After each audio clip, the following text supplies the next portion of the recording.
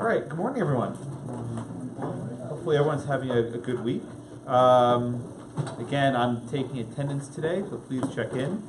It's not going to count. That is, I'll excuse if you're not here for the class today and Thursday. Okay. Yeah, I've noticed we've had about a 40% absentee rate. I don't know if that's because people are taking advantage of this or they're actually impacted. I'll find out next week. So please check in now. I'll turn this off in a minute. I do want to announce we're going to have makeups. There's no way of avoiding this. They're going to be optional attendance. They'll be recorded. So if you can come, you can come. If you can't come, watch it from home. If you can't watch it live, watch it later. But if you can't come, I just want you to email me and say that you watched the video so I know that you attended.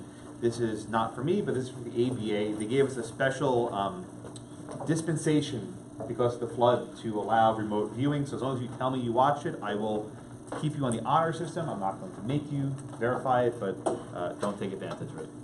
So the first makeup will be on Sunday, the 24th at noon. And the second makeup will be on Sunday, October 8th at noon.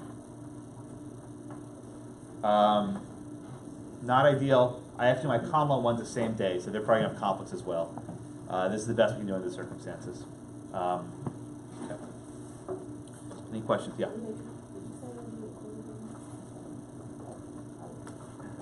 Live streamed and recorded. So they'll be on demand. You can watch them live or you can watch them later. Whatever you want. Anything else? And I'll update the syllabus probably today or tomorrow to reflect what days we're covering what topics, but it's going to be sequential, so whatever the next class is, that's what you're going to read. All right? Anything else?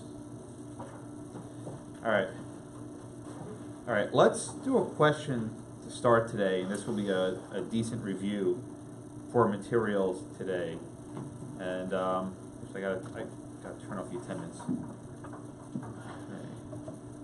And better attendance today. Okay, so I'm going to do a question here, right? Easy, A or B. Who is the mortgagor? The buyer or the lender? I'll give that 30 seconds.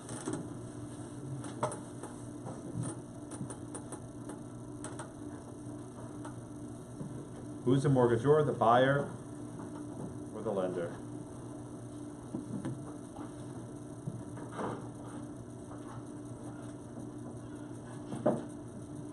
Okay, a couple more seconds.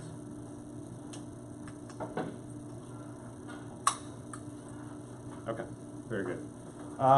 Where did I finish up last week? Robert, you next? All right, what'd you put? The lender. You put the lender. Why'd you put the lender? I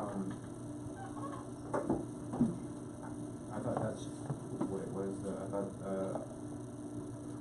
or meant the person giving. Okay, good. Okay, so we talked about this last week, right? You remember, okay? So, or means a person giving, right? And what was the other one? E, the person receiving. Okay, receiving, okay. Kaylee, what'd you put? I put the mortgager as the buyer and the lender as the mortgagee. Why'd you put that? Well, it said it in the book, but from... That's a good answer. This one should have been hard, but I want to do it anyway. Yeah, but based on that, the mortgagor is giving... Ah! She's right. Exactly right. The mortgagor is the buyer. Okay? The mortgage is the buyer. The mortgagee is the lender. Now, Robert gave me the exact answer I was looking for. It's not right, but it was the answer I was looking for. Because your instinct is, of course the bank is giving the loan, right? The bank is giving the loan, and the buyer is receiving the loan. So of course, the buyer's the bank is the mortgagor, and the bank and then the buyer is the mortgagee. But that's not what a mortgage is. Most people in common parlance say that a mortgage is the money the bank gives you. That's not what a mortgage is. A mortgage is an interest in the house that the bank keeps. Right? When you want to buy a house, we'll get to the details in a minute. But when you want to buy a house and the bank gives you $100,000, they don't do it on a handshake, right? They don't give you all that money because they trust you, or even because they like you. They give you that money because they think they're going to make a profit off of it, right? You're going to make monthly payments with interest. So over the life of the loan, the bank will make out positive. If they don't think they'll make out positive, they won't make the deal. But how does a bank make sure that you don't screw up, right? How does a bank make sure they don't give you their money and you run away with them? They ask you to put a mortgage on your property. A mortgage is what's called an interest, basically saying that if we don't pay your money and we default, that is, we just don't pay our bills, the bank can come after the house, right? So the mortgage actually is a way for the bank to come after your home in the event there's a default. That's what the mortgage is. So what's actually given is the buyer, the mortgagor, gives the mortgage to the bank, the mortgagee. Say it one more time. The buyer, the mortgagor, gives the mortgage to the bank, the mortgagee. And that way the bank knows, in the event of a default, they're covered. Curious what did people put? Oh, that's a goodly number you put lender. That's not right. So it was in the book, as Kaylee mentioned. Okay? The reason why this terminology is important is because in some of the cases you read, they go mortgagor or mortgagee, and you don't know who they're talking about. Right? So everyone understands the difference between a mortgagor and a mortgagee. There's another term which is used in the book which is called a note, or a promissory note. You should all know what a promissory note is because you have student loans, right? Right? I'm sure you've all signed these at some point in your... if you haven't, good for you. I'm still paying mine off. I'm almost done, actually. It's been done for 4 or 5 years. It takes a while. A note is actually the contract that bank says, we're giving Josh this money for his loan, or we're giving Josh this money for his house, and in exchange we take this mortgage, this interest in the house. Now, when you took your student loans, you didn't have a house, maybe a parent or someone else co-signed the loan with you, right? That was the guarantee. It actually happens that if son or daughter doesn't pay off their student loans, the bank goes after mom and dad. Yeah, it does. In fact, there's some states where even after the child's student dies, the bank still goes after the parent. There was one case, I think it was from New Jersey at Rutgers, where I think the son died when he was a sophomore in college, or 18, 19 years old. He died, and he already paid for about a year and a half of tuition. The grieving mother basically ignored all the collection notices being sent to the house, and they tried to take away the mom's home for the co-signing of the son's loan. It's an extreme example, but banks get paid. Eventually, sooner or later, they get paid. Discharging a student loan debt is basically impossible. Just so you know, you can't. Saying that you're unable to pay it means not much. The best they'll say is, okay, we'll work on a payment plan, we'll stretch it out, so you're basically paying interest the rest of your life. But getting out student loans is virtually impossible. And the reason why it makes sense, the reason why is back in the 70s, what would often happen is, students would take out loans for college, and then once they graduate, they immediately declare bankruptcy. They have no assets, they can't collect anything, and then they go start their lives with a clean slate. So Congress changed the law saying that discharging debt from loans, for student loans, is basically impossible because you're giving money to people who have no assets, and they're basically judgment proof. So that's why you're stuck with them. So be very attentive to your loans. I always mention it at this point in the semester, but be very, very attentive. Don't screw around with that stuff. Okay. All right, any questions on our terminology? So you have the mortgage, right? The mortgage is the interest the buyer gives to the bank. You have the note. The promissory note specifies the terms of the mortgage. Don't tell me the mortgage is the money. The mortgage is the interest. It's sometimes called a lien, L-I-E-N, right? It's an interest on the home. Okay. Now, why does it matter that a house has an interest on it, right? Who cares if your house has a lien on it? The problem's this, right? Let's say you had a mortgage and you defaulted, right? And the bank has a lien on your home.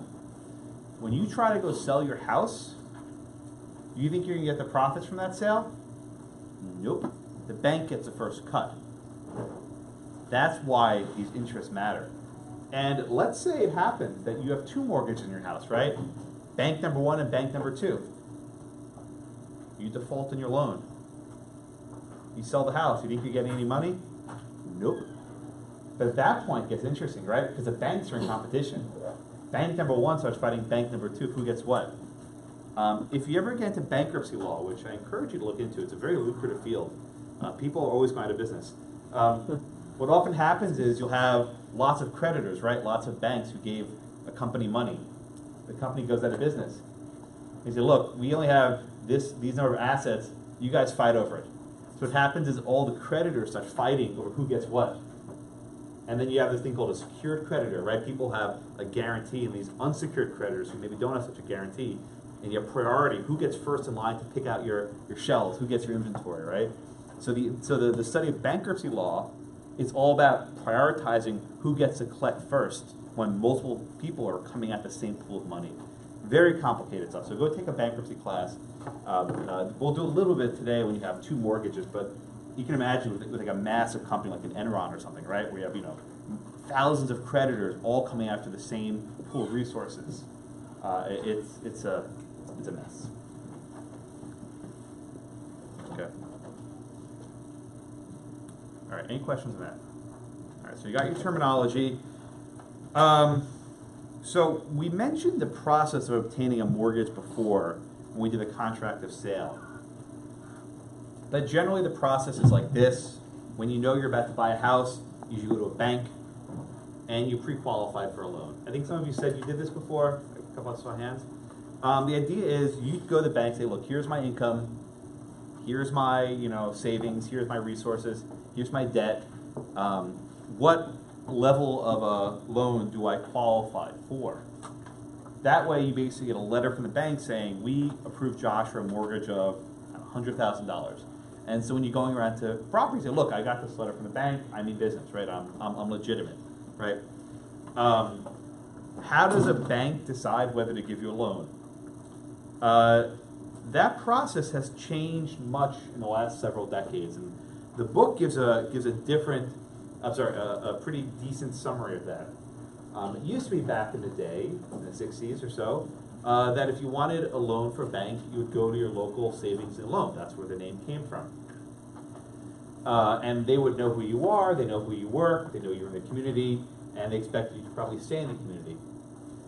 The downside to that model is if, say, there was a community that the banks weren't very well funded, their savings weren't big, they didn't have a lot of accounts, they may not be able to provide loans to the people that ask for it, even if they're credit worthy. So the federal government intervened in a complicated way that I don't need you to fully understand.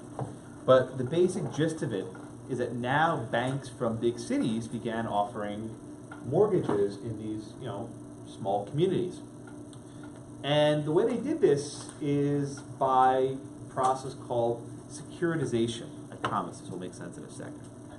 If you read that stuff in the book, you have no idea what they're talking about, but I'll explain it so it makes sense, I promise. Right? So if you ever make an investment, right, you buy a stock in General Electric or Walmart or whatever, right? What are you actually buying? You're buying a share in that company, right? And the share has a price. It could be $100 a share, $50 a share, whatever it is. And as the price goes up and down, you maybe get more money, you lose money. Now, you're not actually buying a piece of a Walmart store, right? You're not taking like a brick at the Walmart building and putting it in your pocket. You're just getting a share of it. If Walmart is successful, hey, you get some money. If Walmart tanks, then you lose some money, right? That's investment, you guys get it. Now, instead of investing in Walmart, what if you invest in a mortgage company, right? What if you say, I want JP Morgan Chase or AEG, right? And I want to own shares in their company, right? But what they're doing is not selling, cold cuts and paper towels and water, right? They're selling mortgages. Now, why would you want to invest in a bank? You say, well, I think that JP Morgan is writing good mortgages, and I think they're going to get paid back, so this is a safe investment for me. Now, the reason why it became a really safe investment is that the government backed a number of these mortgages. It was called Fannie Mae and Freddie Mac. The government said, if you apply for a mortgage under one of these programs and you default, the government, will pay off JP Morgan. We'll pay off Bank of America, right? So these were like almost like bonds. They were basically guaranteed investments. The idea was if you give money to a bank and they're selling out mortgages, the banks are backed up by the government. So that's like a safe investment. So what began to happen is banks started chopping up the mortgages and selling out shares to people, saying, look, this is a safe investment for you. You're guaranteed to make a profit off this. We want to give you this money. And then so a lot of people began investing in what are called mortgage securities, right? Mortgage securities, right? Which were basically shares in the mortgage being sold. Now this sounds like a great idea, right? The government backs it up, there's no risk. But the risk came with this. Lenders started giving loans to people who didn't have very good credit, right? People with credit are called the prime market. People without good credit were called the subprime market. That's where the phrase came from, right? They were below the prime market. And the lenders didn't really care, right? They said, look, we'll give these loans out to people. We don't even care if they ever actually pay it. Because if they go belly up, the government will back this up. Brilliant model, right? You know, this, what could possibly go wrong? So they would often give out what are called no money down mortgages, which means you could buy a home without a down payment. And you would get an interest rate to start off with 0. Right? You get a 0% interest rate for the first couple of years. So if you're looking to buy a house, like, whoa, this is awesome, right? I don't have to put any money down, and I get a 0% interest rate, fine. But the interest rate was not fixed. It was called adjustable, right? An adjustable rate mortgage. So after a couple of years, it may shoot right up. People said, whatever, I don't care, I'll deal with that later, right? Because for years, mortgage rates were kept very low. But then like after 3 or 4 years, maybe went to 18%. That model worked so long as real estate prices kept going up and up and up and up, right? But with the so-called Great Recession, 2007, 8, whatever you want to count it, real estate prices went down. So what happened was this. People owed more on their houses than they were worth, right? Maybe they had a mortgage for $100,000, but the market value was only $50,000. So even if they sold the house, they would still be negative. They couldn't afford to. So they just defaulted. On the very first day of class, I showed you the video of Mr. Robinson. Remember the adverse possession guy in Dallas? The house he was squatting in was foreclosed because the guy just walked out and left. So you have a situation where people simply left their homes, abandoned it, and just defaulted, said, screw it, I'm leaving, I'm moving out. This created this awful spiral where so many people defaulted on their mortgages, and then banks started going under, and the government had to bail out banks, and this entire thing, I can spare you the history. But the fact of the matter is, this mortgage scheme, this apparatus where the government backs the mortgages and they're sold out with these securities, resulted in a devastating change in our marketplace. So, for better or worse, I think things are kind of stable now, but we still have this notion the government backs mortgages, but the notion of these 0 down, no upfront payment, 0 interest rate, those I think have faded. But the fallout, the after effects of that cycle has been devastating for the U.S. economy. Bradley? So what was the expectation in the government backing just to spur people to... The government decided we need to increase home ownership, specifically among poor people, right? The American dream. And they created the incentives for home ownership through Fannie Mae and Freddie Mac, which were these quasi-federal entities. I'm not exactly sure of their status. But again, when you're giving mortgages to people and you say, look, 0% down, right? No money down, 0% interest rate, and you get to move to a house tomorrow. That sounds like an appealing offer to a lot of people, until you recognize that the interest rate shoots up to 18% in a couple of years, and the price of your house drops in half, and then you're stuck. You can't move. And then you just walk away. So that's why in the video I showed you the first week of class with Mr. Robinson, like the entire block was empty. All the people on the block probably paid, these 0% mortgages, and they were stuck in the house. In fact, what some people did, you may have heard of house flipping, right? This is something you see this show on TV, where it's like, oh great, I'm going to buy a house and just sell it 2 years later. A lot of people did that, were stuck with houses, because now the market tanked and they were stuck with these loans. So It's precarious. I rent. It's easier. Yeah. So Bradley? was it a fair expectation of the government that prices would keep going up? That was that just a safe bet? I try not to impute any rationality to government action, so I don't know. That was mean. I'm sorry. My common law bleeds in once in a while. I don't know. The expectation was that real estate was a generally safe investment. That it would keep going up and up and up. But any investment is cyclical. If you look at any investment, there's no sure thing in life. There are real estate crashes. There's oil crashes. When you look at even our city of Houston, the oil prices have plummeted. Right? When I first got here, oil was like $100 a barrel. Now it's like down under 50. So that's impacted this school, this city, in ways. If you look at the empty buildings in I-10, you'll know why. So there's no safe bet. Everyone get the general gist of how that stuff works. I mean, general. It's a complicated topic, and I didn't even do even remotely close to justice. Okay. All right, let's move on. So here is the general process, and I'll write this out for you so you guys can follow along, of how mortgages work, right? The first step is the buyer executes what's called a promissory note. The buyer executes the promissory note, right? And again, it's the buyer who starts this process, not the lender. And the purpose of the promissory note is to create personal liability. The promissory note creates a personal liability on the buyer.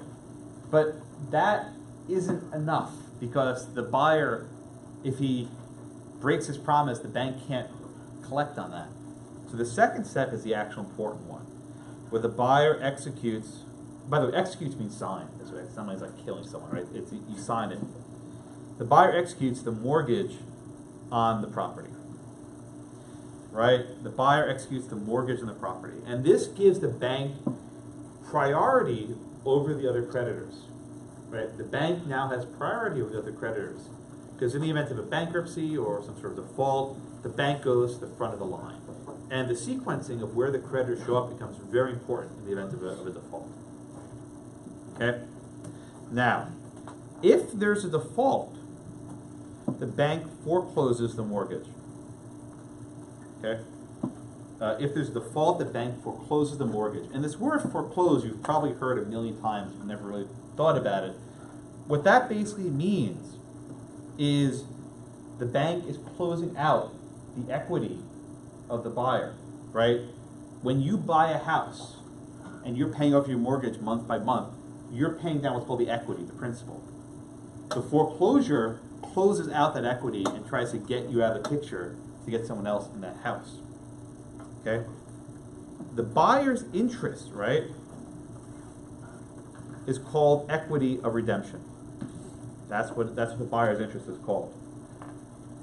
The buyer's interest is called the equity of redemption. It's even though I don't own this house yet, I have some interest to redeem it at some point.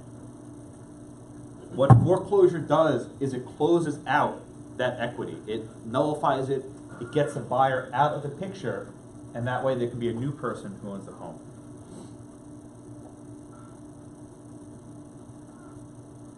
Okay? Is everyone with me so far? The foreclosure cancels out the seller's equity of redemption. Now, why do we have this, right?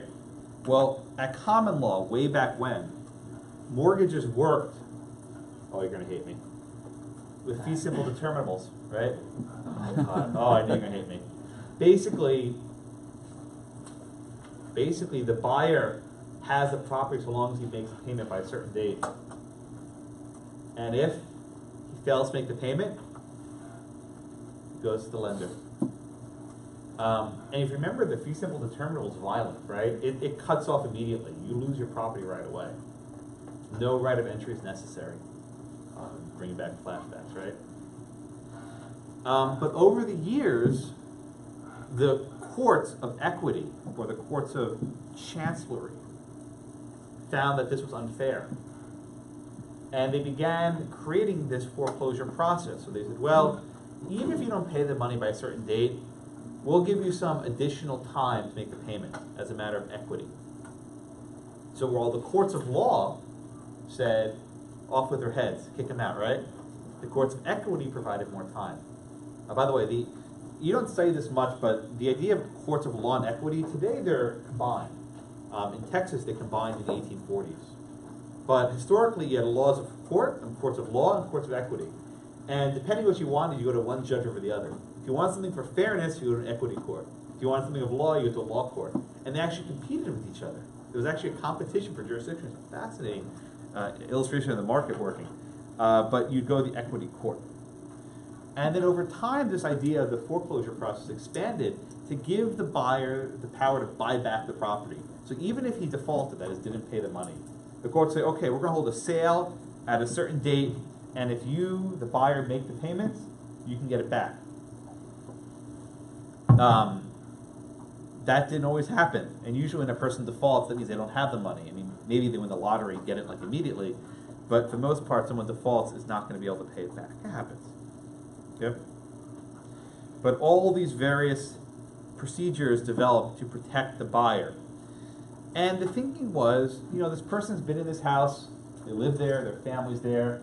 Let's give them the benefit of the doubt before we throw them on the street. That's the basic sentiment. Okay? Are there any questions on that?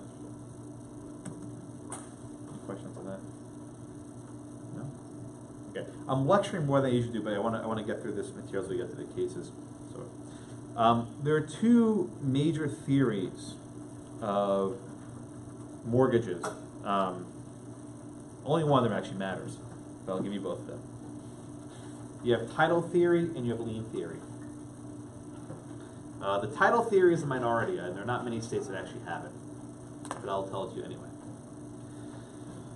Under the title theory, the bank basically owns the property as a matter of title, and the mortgagor, that is the buyer, only has equity of redemption. Right? Under the title theory, the mortgagee, the bank, has title, and the buyer only has his equity of redemption. That is considered unfair. So the majority rule, and indeed what Texas has, is called the lien theory. Okay, a lien theory. Where in fact the buyer keeps the title, even though he hasn't paid it off yet. What does the bank get? He gets, as the name suggests, a lien. The bank has a lien on the property. Conceptually, they make no difference because you still need to foreclose either way. But the lien theory at least says that the buyer, the mortgagor, has the title during the 30 years, however many years is the mortgage. Okay? All right. Yes, so Brad. Is there any difference in paperwork or any kind of contract, whatever you want to call it, if the lender is not a bank, it's just like a really wealthy person? Well, actually, that was my next point. So there's something called a deed of trust, which I think I have a picture of it somewhere here. Oh, here. I put a link to the Texas one. Okay, so the deed of trust is something like a mortgage, right? Where, here, I'll show it to you. 17 pages long.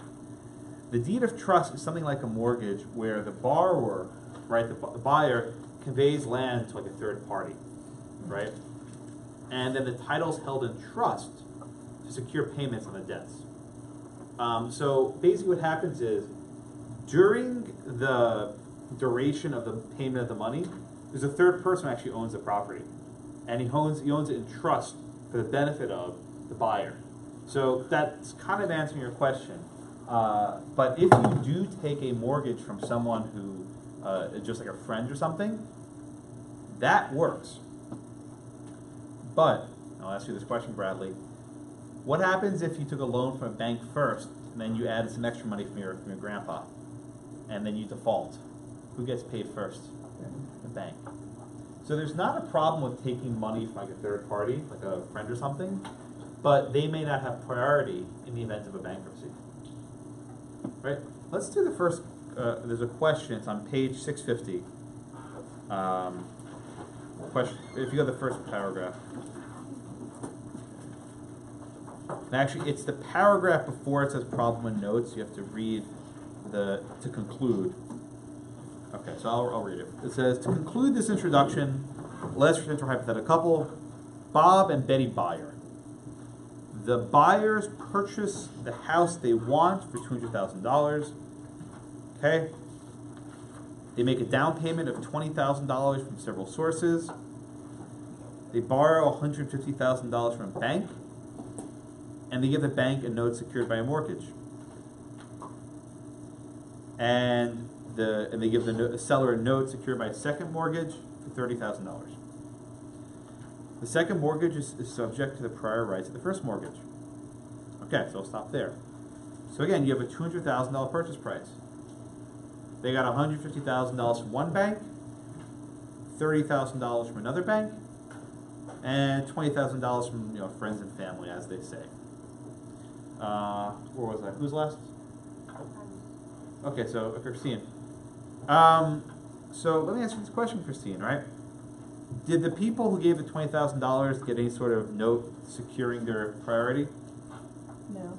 Yeah, this is probably like mom, dad, grandpa, right? Writing checks. What's the risk when mom and dad write a check to Johnny or Sally, whoever it is? They have the risk of not. Yeah, they have the risk of not paying, right? So whenever any family member asks you for a loan, you probably say no, but I won't say that. It might be crass, but you say, will you give me a note to secure it? That if you default, can I get an interest in your house? And they'll probably say, of course not. And they'll probably say, okay, then good luck. Because you're basically giving them free money. Because in the event that they default, you're probably not getting it. Now, just give them a gift, right? Don't even say it's a loan. Just at that point, it's probably best considered a gift. Okay? All right, so Christine, read now the first paragraph. It says problem number 1. The buyers purchase the house and finance the purchase as stated Good. above. Subsequently, the buyers default on Oh, no, they defaulted. They went belly up. Okay? of the note secured by the first mortgage. Okay. And the bank forecloses. At Good. the foreclosure sale, the house brings $100,000. 100,000. Okay, good. How should this be distributed? Okay, so stop right there. So again, we have friends and family, 20,000. Bank number 1, 150. Bank number 2, 30. How's that money divvied up there? How's that money gonna be divided, Christine?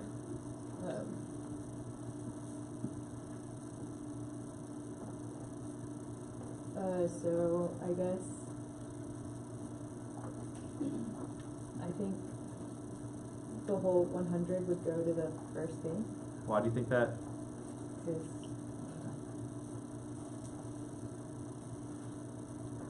they might go first. They got there first. All right, Cody, what do you think? How's this money gonna get divided up? I think it would go to the first bank. All of it? Just the amount that. Well, how much did the sale bring in? How much did the sale bring in? 60. How much did the sale bring in the first part? Oh, 100,000. Okay, so how do we divide that 100,000? How do we divide it up? I'm not sure. Junior, how do you divide the 100,000? I would think it goes to the first bank because they would get paid first. Because They're the first bank and they have $150,000. what about the second bank? They get anything. I don't think so. From the side of the house, they only brought $100,000. Anyone think the second bank gets anything? Julie? No. Does anyone think that? Yeah. Well, I don't know if they're owed anything, but they definitely want a piece of it. Oh, they sure. Yeah, you're right. So, yeah. So okay, that's right. Well, isn't it like when you have outstanding debt, and you get something like that auctioned off or whatever, they split it based on how much? I was waiting for you to say something, right? Does anyone else think split? Yeah, maybe. Okay, so you guys are fair, right? That's not right. There's no split. There is no split at all. You have to go by priority and who's first in line. And because bank number 1 was the first secured mortgage, they get first pickings. So they get all of 100, every penny of them. They get the entirety of $100,000, right? And they're still short, right? They gave a bank loan for 150, they only get 100, so they're still short 50. All right, good, I'll come back. Oh, I'm sorry, Michael? So, as a general rule, the first bank that lends a loan is gonna get. They get paid first. They get paid, until they get paid off, nobody else gets paid, Well, yes, that's right. as far as debt. Yes. So Cody, let's do the second question, all right? It says, what if the sale price was actually 160? What happens then if the price is 160? How's the money get divvied up then? Wouldn't the initial 150 go to the first bank and then the next go to the second? Exactly, that's exactly right. So the 150 goes to bank number 1, and then there's 10,000 left over, and that goes to bank number 2.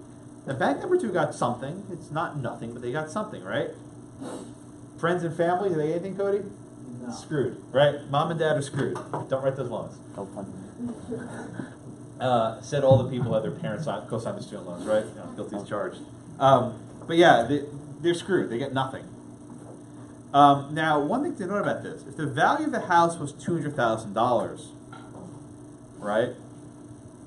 Is it strange then for the house to only sell for 150 or 100 even? David, is there anything strange about that? Based on this we read, maybe like, is it possible there wasn't due diligence? Ah, okay, you know where I'm going with this, right? So give me a little bit more. That's exactly where I'm going. Okay, maybe there wasn't due diligence as far as like advertising the Yeah. sale, the auction, and or maybe I don't think it happened in this car. Maybe it was intentional, or if not intentional, maybe. But do you think bank number 1 would deliberately lowball an offer so that they look? In other words, if you were bank number 1, what would you bid at the auction? If you were bank number 1, 150. well, one at a time. Ask me, David. If you were bank number 1, right? What would your bid be? You'd have a single bid. Yeah. Why 150? Right. So if you're bank number 1, you're gonna bid 150 and just clean out your debt, right? So the fact that you have 160, like, okay, we'll do 150 plus a little bit more, help out bank number 2. But there is a presumption that the sales price is too low. Perhaps there wasn't adequate due diligence. So now imagine this, right, Mark? Yeah. You're Bob and Betty buyer. You defaulted on your mortgage. You're like, oh crap, we owed $200,000 on a mortgage, and the sale only brought in 160. There's an amount left over, right? Bank number 2 is not happy. Yeah. Friends and family, they can go yell at you at Christmas, right? But bank number 2 is not happy. They're still short 40 grand. They only got 10. What options does bank number 2 have now for the additional 40? I would guess they would sue them. For what do you call that? What's that thing called? I'm not sure. It's a word. It's a phrase. 2 words. I don't know. Amy, what's that thing called in the notes? Deficiency judgment? Yes, ma'am. What's a deficiency judgment?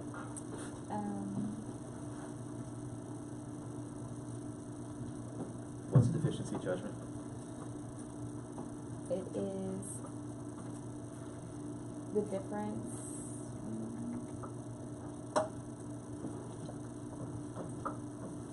All right, I'll tell you. So, look, we have up here, I have the Texas deficiency statute, right? The mortgagor is entitled to a Mark, you want to say it? Yeah. It says the mortgagor is entitled to a deficiency judgment for the difference, collectible out of the general assets of the borrower. Yeah, I got this in English. I'm not necessarily. Don't read your book, because I'm going to say it in English. Okay. It's essentially they sue them for the amount that they're still. So bank owed. number 2 is owed still 40 grand, Yeah. right? Yeah. Can bank number 2 sue the buyers for the additional 40,000? Yes. Well, maybe. Okay. So the notion of a deficiency judgment is in the abstract. The buyer could sue for the bank could sue for the remaining amount, right? The bank is short 40,000. They say, look, we made this loan. We're secured. They didn't bring enough at the sale. That's not my problem. Okay, but there are limits on this, and this is, I think, easy to relate to. You're kicking a guy when he's down, right? He just got kicked out of his house. He didn't pay his bills. He's broke, right? And now you're going to throw on top of him another $40,000 judgment, which he obviously can't pay, right? If he could pay the $40,000 judgment, don't you think he would stay in his house? Right? Of course he would, right? So this is basically kicking a guy when he's down, but the law permits it with restraints. So I have up here the Texas anti-deficiency statute. It's, I'll give you the section number 1 second. Section 51.003. 51.003 of the Texas Code. If you go to Section C, it says, I'll read it to you. If the court determines that the fair market value is greater than the sale price of your property, the persons against whom the recovery of deficiency is sought are entitled to an offset against deficiency, and then it goes on and on and on, right? So basically, if the fair market value is greater than the sales price, right, that this house is worth $200,000 and they only sold it for $150,000, right, for whatever reason, they can go after them for deficiency judgment. But there's often restraint to reasonableness, right, where in some cases the courts say, well, that's not reasonable, and they may say, well, the fair market value is the sales price, and then so nothing's collected. But banks do have this option of going after the buyers. They generally probably won't because they know they're not going to collect, but they could. Does it? Oh, sorry, where's your hand? Oh, Thank you. I'm sorry. Does it depend on really who it is, though? I mean, you're talking about an individual losing his home. Good What point. if it's a company? Yeah, or exactly. So if this is a company, they may be more likely to go to default judgment. If this is Bob and Betty Buyer Mhm. on a $100,000 house, they're probably going to let it go. They want to sell the house, get over with it, be done with it. Yes, was that Tyler? Yes, why would, even if it was an individual, why would the bank not always go after them for their money and just like try to garnish their wages? Take everything they're owed? They can. There are costs of doing that, right? There are legal fees, and they never get it. But they may just not move on with it. I mean, banks, they can, right? It doesn't stop them, but it might not be a worthwhile investment. Another reason why is usually the way a bank can go after you is by going after the asset that you secured, which is the house. The house is gone, so they can't really attack your wages unless they have some sort of note from you. So the lack of that relationship probably makes it harder. But actually, I don't know if you can garnish wages for the deficiency judgment. My instinct is no. I don't think you can. You shaking your head? Okay, is that right? Okay, my instinct is no. I'm not 100% sure, but probably there's not much you to get after that money. Have you want to do anything else about this? No, I know the answer is no. I just don't really know how to explain it. So Okay, I'm that's not fine. gonna. But that matches my instinct. My first impression to your question is that wage garnishment is not permissible for a deficiency judgment. So unless there's some other asset you can attach of interest to, it probably is a waste of time. Yes, David. Is there like a very limited amount of time? Like, let's say sometime, I don't know, so that like a long lost relative dies and needs some.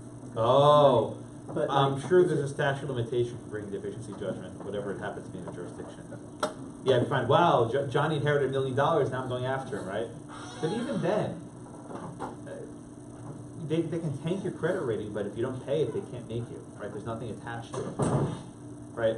If you owe a debt to someone, unless you have a note that basically attached your name to it, they're going to have a hard time collecting it. Debtors don't like paying money if they don't have to. Questions then? Anything? Okay, good discussion. Let's go into the first case. Murphy versus FinDev Corp. Flashy name. Another case from the New Hampshire Supreme Court. I think we had one of those last week. And this case concerns the particularities of mortgage foreclosures. Okay? Go after. I did you. Back up top. All right, Nicole, give me the facts, please, in the Murphy case. Okay. So the Murphys, they refinanced their mortgage through a company, Financial Development, and the house was appraised at $46,000. Good. And then Mr. Murphy lost his job and they got behind on payments. Yeah. And what happened? So the defendants gave them notice that they wanted to foreclose.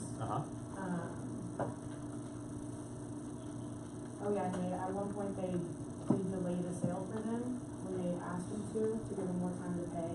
Okay. But they didn't publicize the postponement or have the house reappraised. So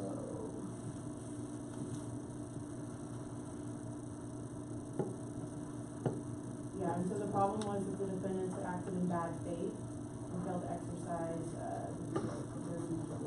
Okay, very good. Thank you, Nicole. So the facts here are, very, I think, sympathetic, right? The plaintiffs, they bought a home in 1966. They were paying off their mortgage.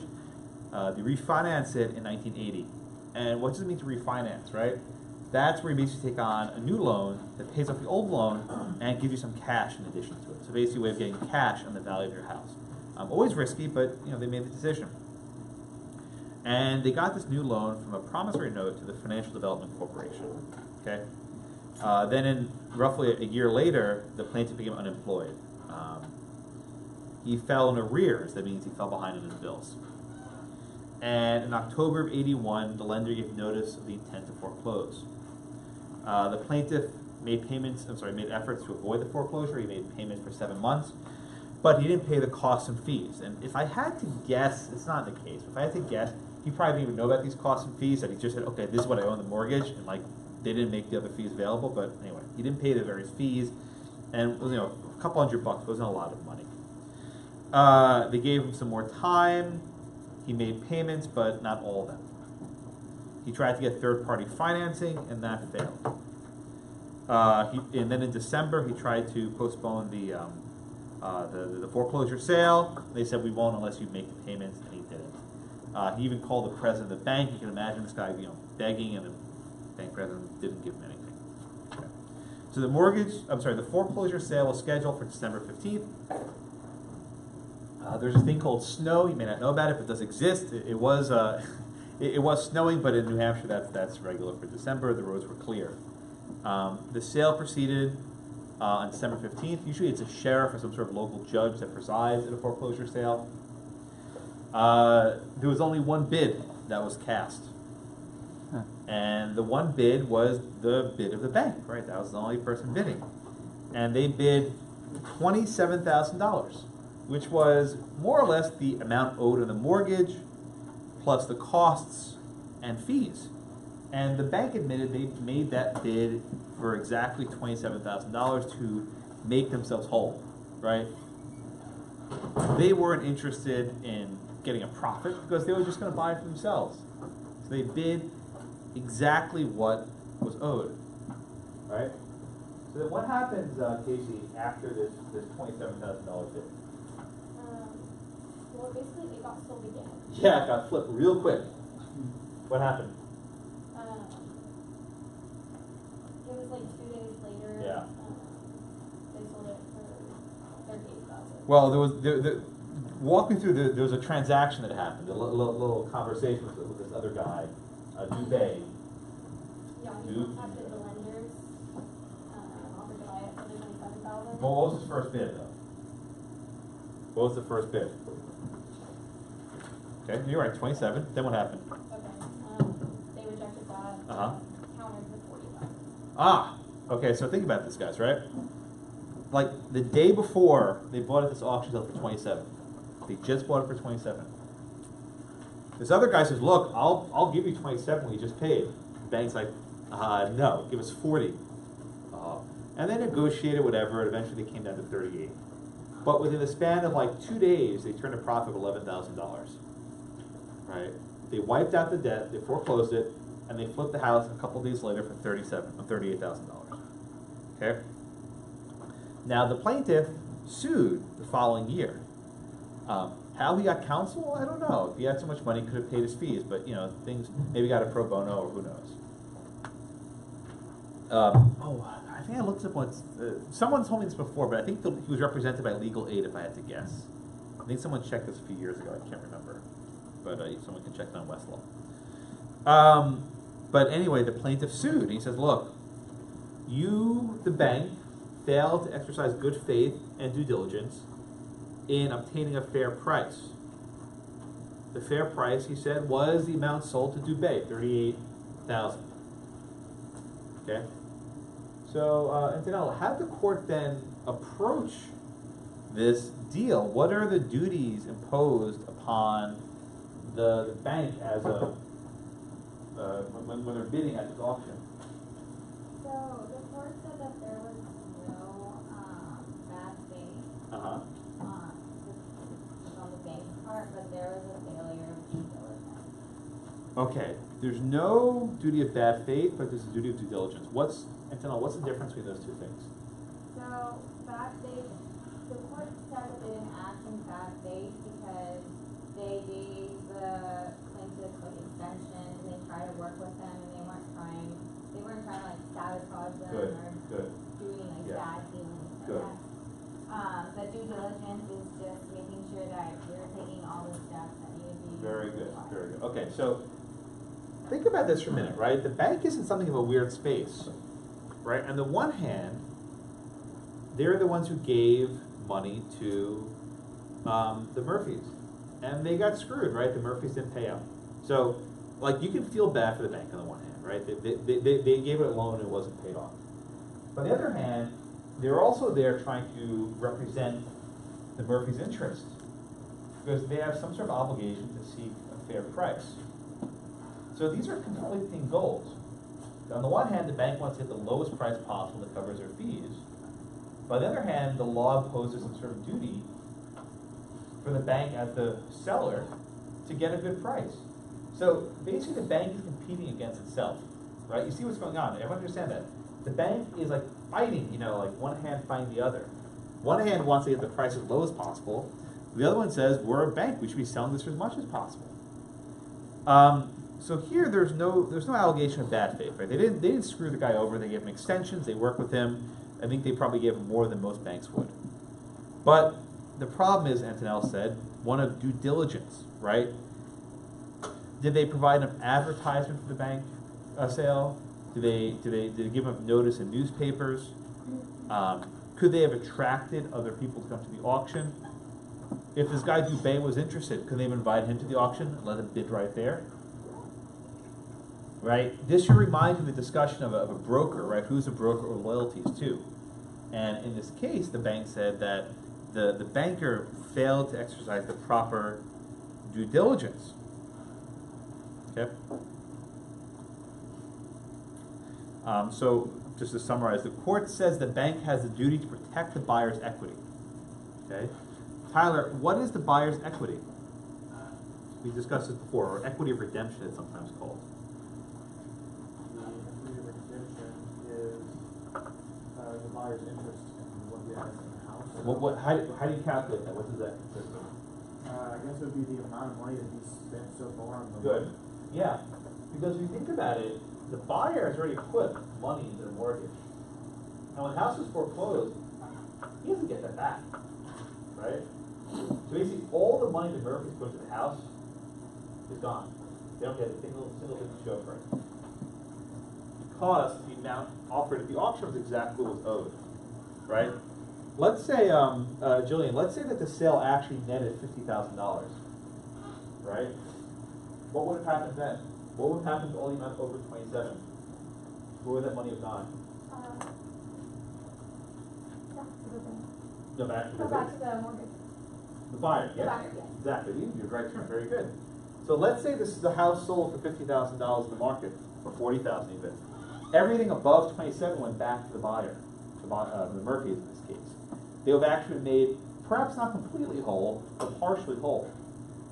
So here now we have evidence that the purchase price is about $38,000, right?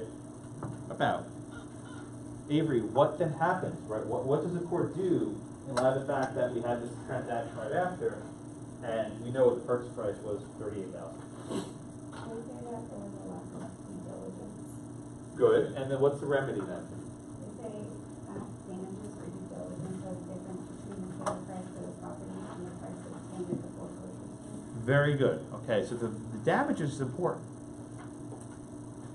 The court says that the measure of damages is the difference between the fair value and then the price actually obtained on the sale.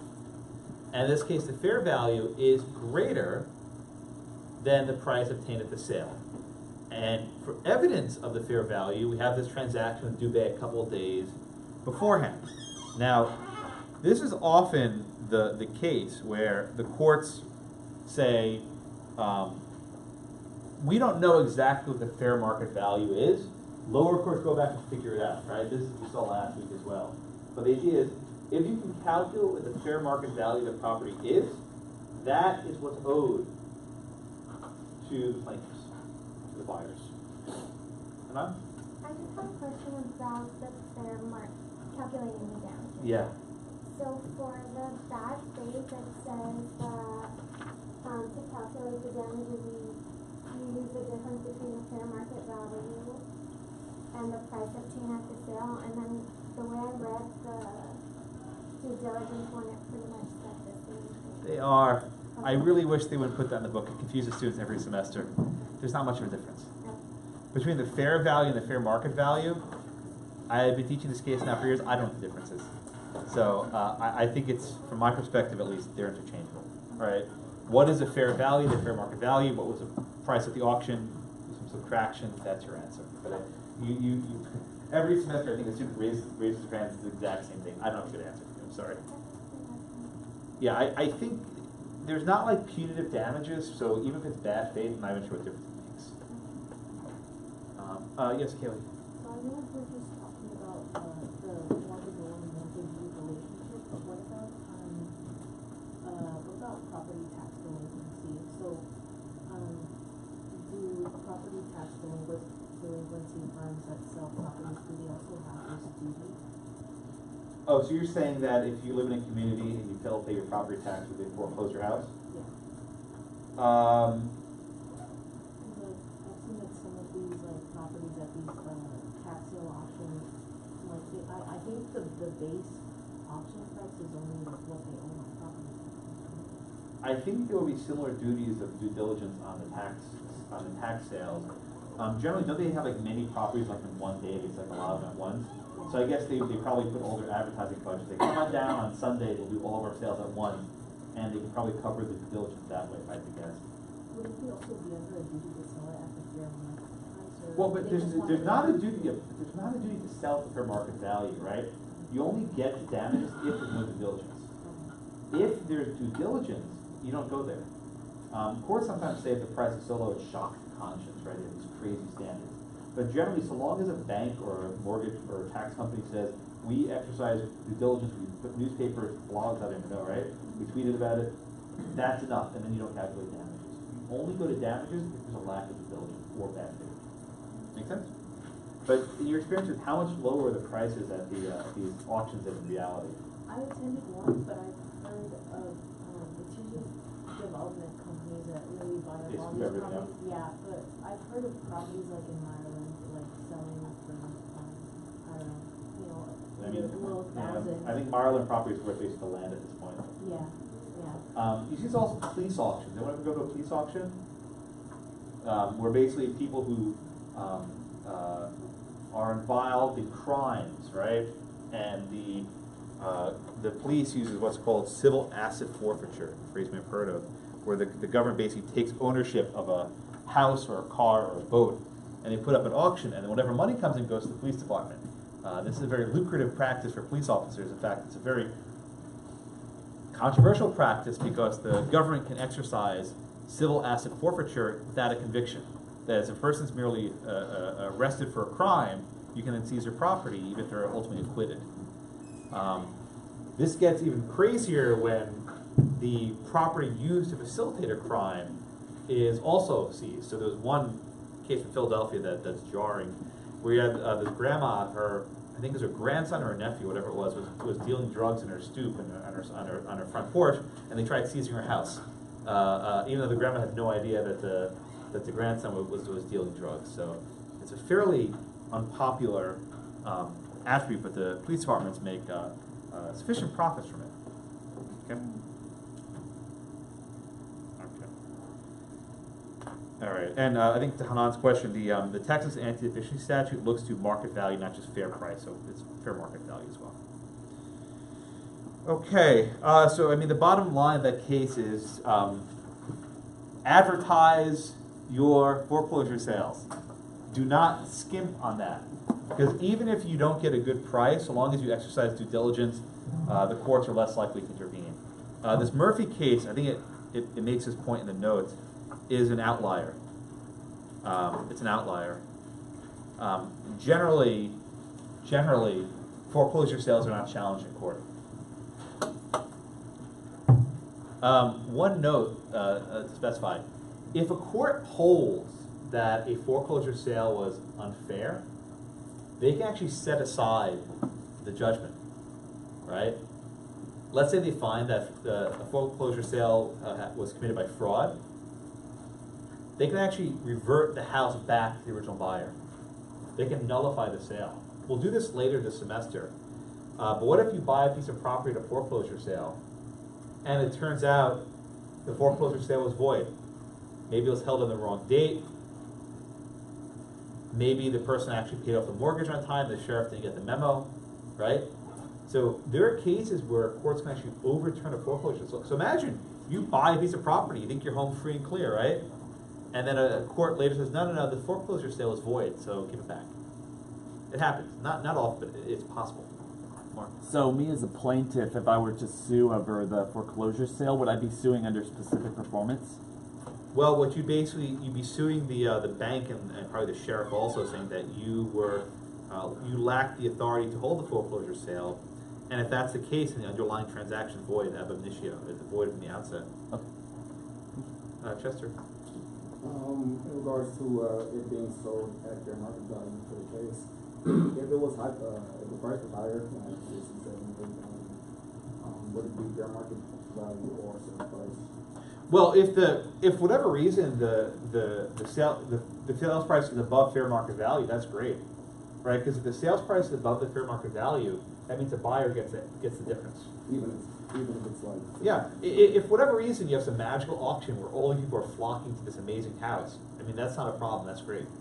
The problem only arises when the sales price is below the fair market value. When the sales price is below the fair market value, that's problematic. Okay. Next one, hand somewhere?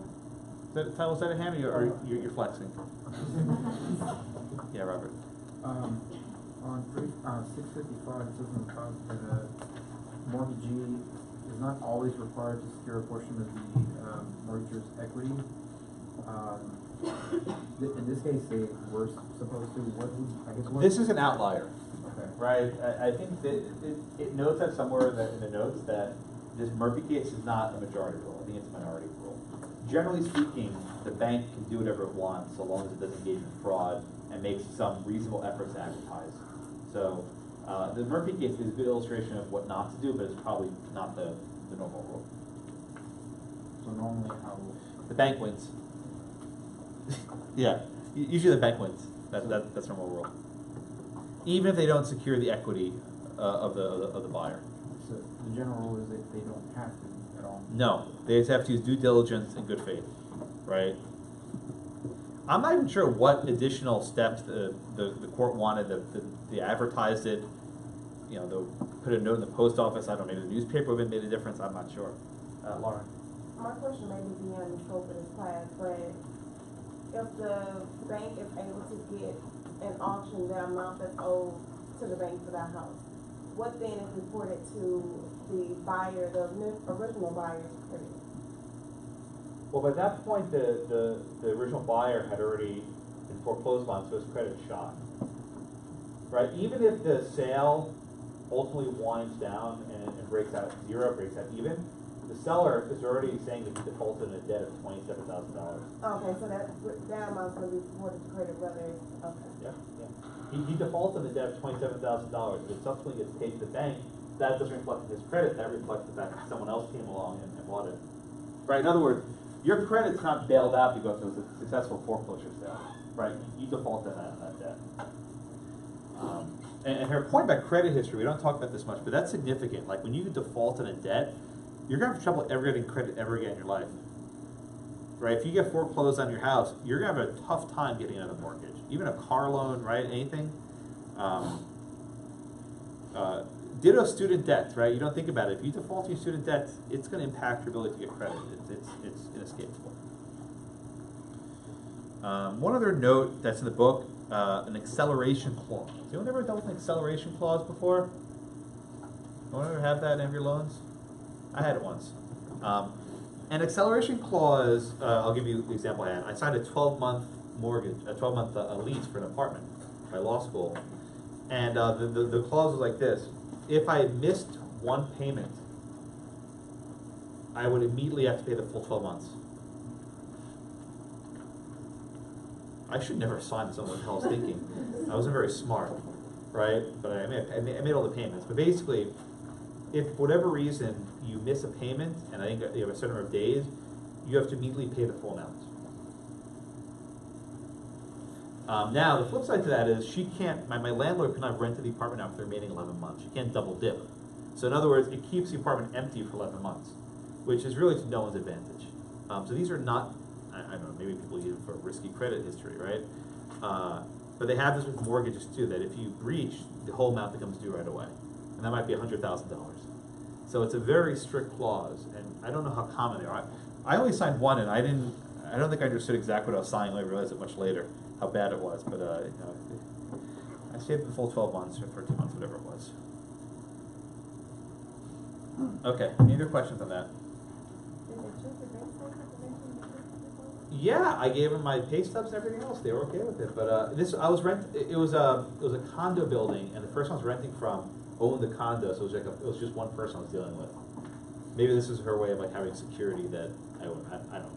In hindsight, I was an idiot, but you know, teaching property now for a number of years, like that, teaching Josh, but you know, when you're lost, you do dumb stuff, right? Am I right? Am I right? Speak for yourself. All right, any other questions on that part? All right, let's move on. The last topic I want to cover today is what's called a mortgage substitute. A mortgage substitute. As the courts make it harder and harder to foreclose on property by imposing these due diligence requirements and requirements of good faith, banks have gotten creative. They've tried to create plans that look a lot like mortgages, but aren't called mortgages. Why do they create these substitute for mortgages? They want to bypass the foreclosure process, right? They want to be able to get a guy out of the house as quick as possible and put someone else in there. So they create one thing which is called the installment land contract. The installment land contract. Right? And the key word there is contract. Not lease, not fee simple, contract. And they structure these as basically contracts where you make a monthly payment, and after you make all the monthly payments, you now own the piece of property. But if you fail to make a payment in the middle, they can repossess the property. The same way if you buy, a car, right? You buy a car on installment payments. Say it's a 48-month installment. If you stop making payments at month 23, they come and take the car away. You know how that works, right? They go to your house, they pry open the lock, and they take it. So banks started offering these substitutes that look basically like an installment contract for a car. The plus side is there's no down payment. They may not even require credit. You may not even have a bank loan. The downside is if you go into default, you forfeit the property, right? You don't have the process of like the mortgage process. So that brings us to the first case, Bean v. Walker from New York. And this case represents whether the courts will treat an installment land contract similar to a mortgage or different. Now, just so we get our terminology straight. Who am I up to? Michael Daycon, you ready? Are you next? Yes. Okay. Michael, vendor, vendee. Vendor, vendee. Who is who? So the vendor would be the seller. Good. Who's the vendee? The vendee is the buyer. Very good. Okay. Thank you. We got a terminology down, right? Vendor, seller is giving the land. Vendee is buying it. And vend is a contract term, which you probably don't see much on property, but we'll see it here. All right, Michael, give me the facts, please, and B&P Walker. Alright, so, Walker and Bean entered into a contract to sell a home at $15,000, 5% interest over 15 years. Good. And, Walker was injured at some point along the way, and he, had to default on the loan. Yeah, another thing, a pattern, like the guy lost his job, gets injured, you know, these are real people, right? So then what would happen next? So they defaulted on the payments. Good. And, they'd already paid what looks like over 50% Yeah. of the principal. Right. And they've done some, improvements to the house and so forth. And I guess the trial court, or whatever it is, the Supreme Court in New York. Yeah, the trial level court, granted summary judgment to the plaintiffs. Okay. So the question is this, right? If this was a mortgage and there was a 50% payment of equity, had a foreclosure sale happened, the buyer would get back his 50% equity, right? But because this was a land sale contract, there's no foreclosure sale. That 50% equity goes in the pocket of the seller. So Caitlin, what happens here? After the property is forfeited, Yeah, what does the court do with this forfeiture?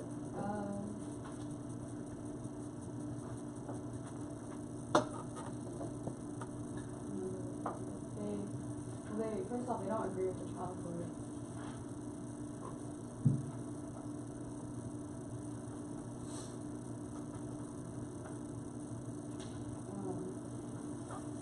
I'm not sure.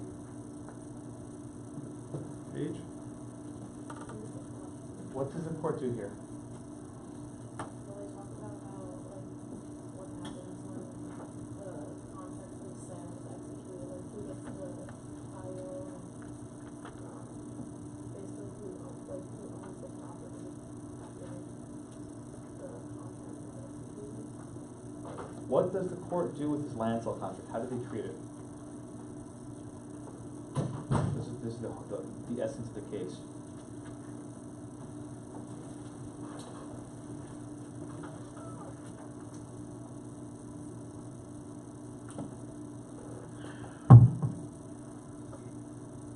Travis? What does it's a New York Court of Appeals. What does it's actually the Supreme Court Appellate Division. What does the court here do? How do they treat this land installment contract?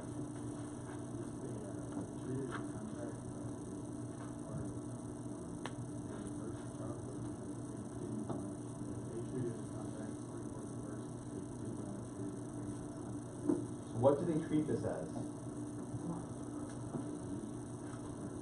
Mortgage, yes, thank you. Thank you. What the court basically says here is it doesn't matter what the buyer calls it. It doesn't matter what the buyer calls it. It doesn't matter what the seller calls it. If it walks like a duck, if it quacks like a duck, it's a duck, right?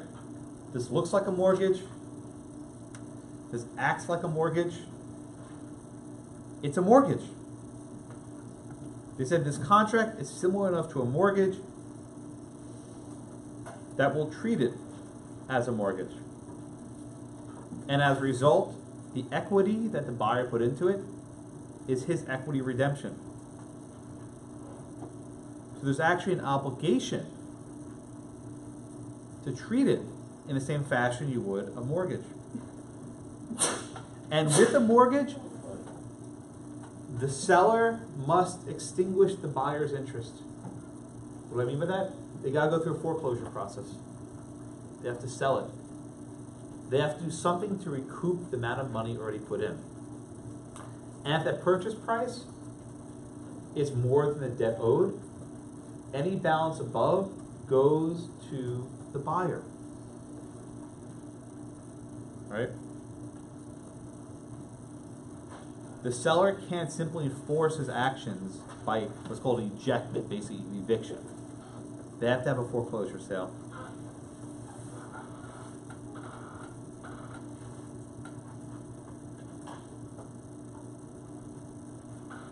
Okay?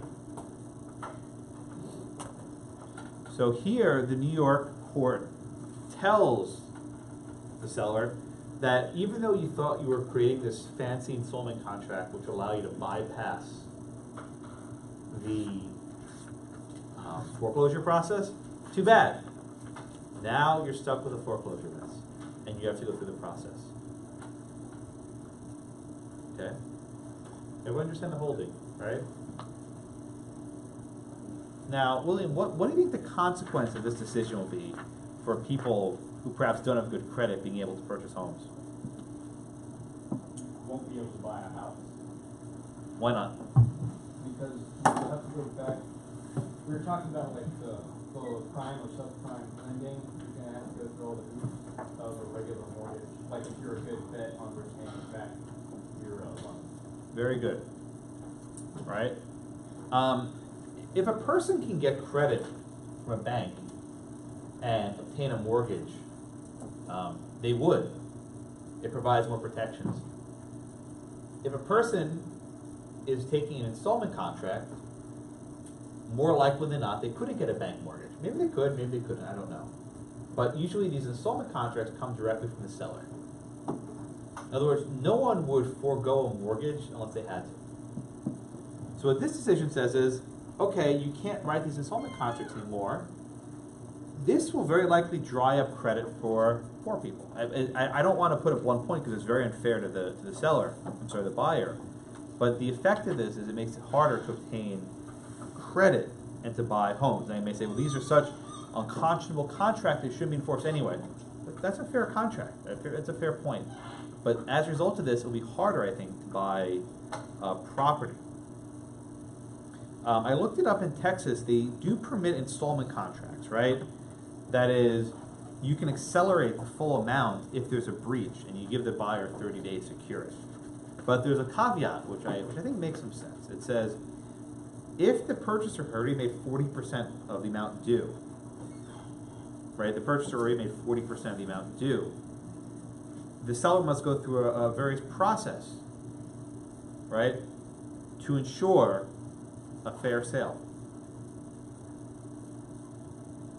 right? In other words, there's some process you've already paid almost half of it. The New York court just said, screw it, you can't do it at all. You have to go through the normal foreclosure process. So I guess Texas is a little somewhere in between, right? So it provides some protection for the buyer, but under the New York rule, there's going to be not much protection for the buyer at all. Bradley? Just for a little clarity, when there's a foreclosure sale, right, if the price that the property is sold for is greater than what the mortgagor owes, the mortgagor then gets the excess? Say that one more time, please. At a foreclosure sale, right, if the price that the property is sold for is greater than what the mortgagor owes on the property, the mortgagor then gets the excess? Yeah, you get the balance, yeah. Exactly. Yeah. The bank is not allowed to make a profit off the foreclosure sale. So long as the sales price is greater than what's owed, everyone's happy. The problem arises when the sales price is less than the amount owed. That's where it creates a problem of this deficiency judgment, the banks are fighting over priority, you know, who gets what? Valerie? So, just for clarification, on the exam, if it's not New York, then we'll treat this as a contract. But if it is, then we'll treat it as a mortgage. Yeah, I think that's a good rule. Mark, That question? was my question. Okay, good. Chester, yes, sir. If you were judged at the end, whether they didn't pay substantial amount or they abandoned the property, then you don't have to foreclose. Yeah, I mean, this is the New York court adding even more wrinkles to the case. But if the person abandons it, the courts feel less bad for them, and I don't think you're going to order a foreclosure plan. Or a foreclosure sale. It's a reporting exception. Yeah, because this is a guy where if he wants to stay there, he tries staying there, I think the court felt bad for him. Because you can imagine, right? You sign an installment contract, you're there for 2 months, and you just peace out, right? You leave, you're gone. All right. Courts aren't going to then fight to make sure you get to stay there because you have no interest, because you have no security there. You paid a couple months. On the flip side, if you've been living there for 2 or 3 years and paid all this money in, you're probably not going to disappear so quickly, right? You have more skin in the game.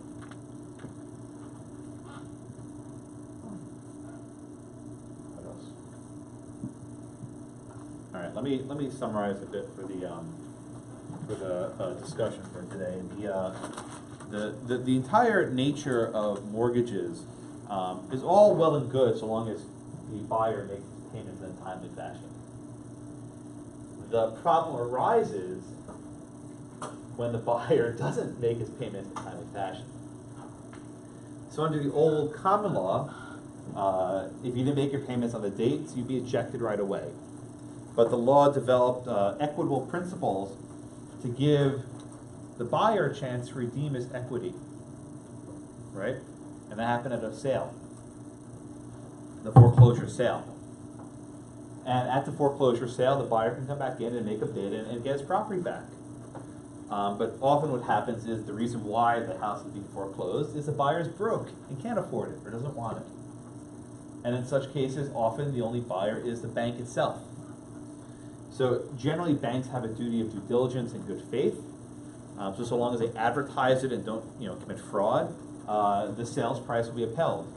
But in the Murphy case, which again is something of an outlier, they said that the fact that the price that was acquired at the auction was exactly the debt owed rendered the sale invalid. That is an outlier. But with these added costs to foreclosures, various groups have tried to make substitutes for mortgages, like the land installment contract. But as we see in the New York case, the courts aren't so keen to strip away those protections, and they want to make sure that people in homes can stay there. Again, the New York rule is probably a little bit in the extreme. The Texas statute makes a little bit more protections if you paid about 40% in. But the general rule is you take these sort of installment contracts at your own peril. Questions? Questions? I will see you on Thursday. Thank you so much.